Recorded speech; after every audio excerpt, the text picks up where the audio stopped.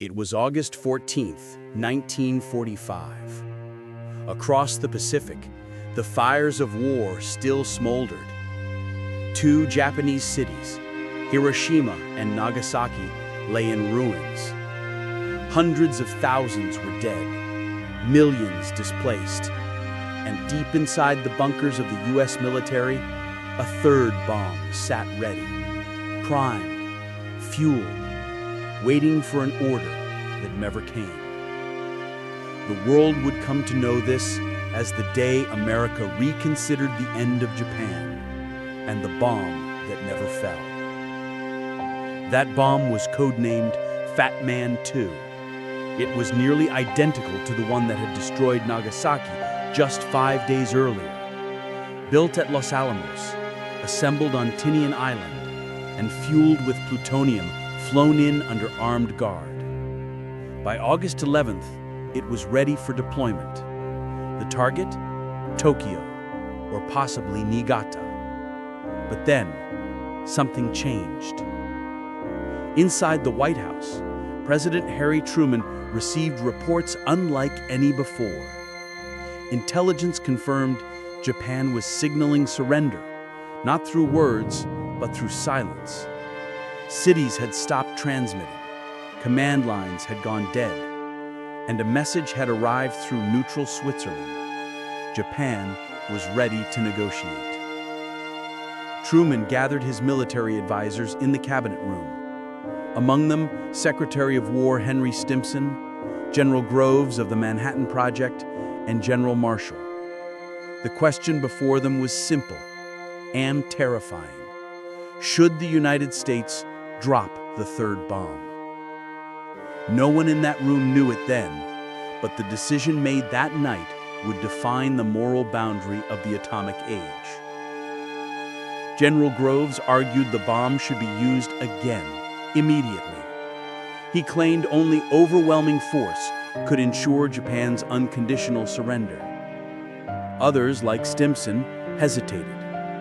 He had walked the ruins of Tokyo himself. He had seen the faces of children burned by firebombs. He whispered to Truman, "Mr. President, haven't we done enough?" At 8:30 p.m., Truman made his choice.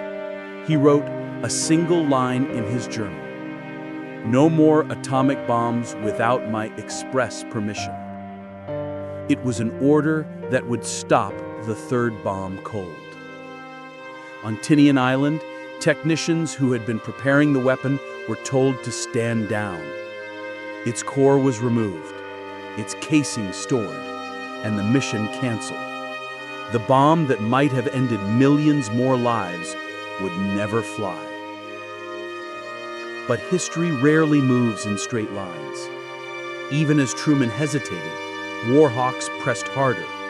Some claimed Japan's peace feelers were a trap, a stalling tactic. Others argued that using all available bombs could shorten the war and save American lives. Meanwhile, in Japan, the emperor himself, Hirohito, was preparing to speak for the first time in history, a radio broadcast to the nation.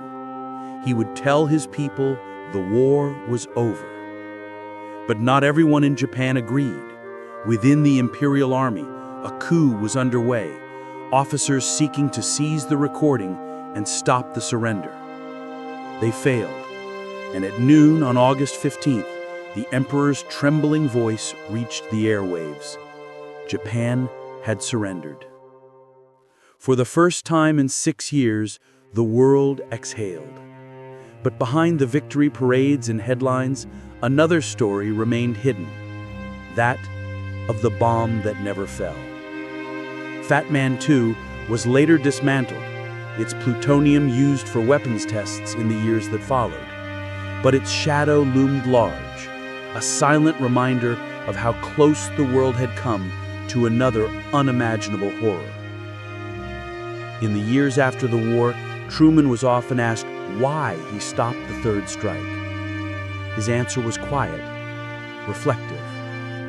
He said, "I couldn't bear the thought of killing all those kids." For a man who had already unleashed atomic fire, It was an admission of doubt and of conscience. Historians today still debate what would have happened if the third bomb had been used. Would it have forced surrender sooner, or destroyed what little humanity was left in victory? The truth is, we'll never know. What we do know is that for one night, amid the machinery of war, a single decision stopped the world from sliding deeper into darkness. The atomic age had begun, but so had the age of conscience. And in that fragile balance between power and mercy, the modern world was born. The bomb that never fell may have saved more than lives. It may have saved our very humanity. History remembers the bombs that fell, Hiroshima and Nagasaki, but perhaps it should also remember the one that didn't. Because sometimes the greatest act of power is restraint.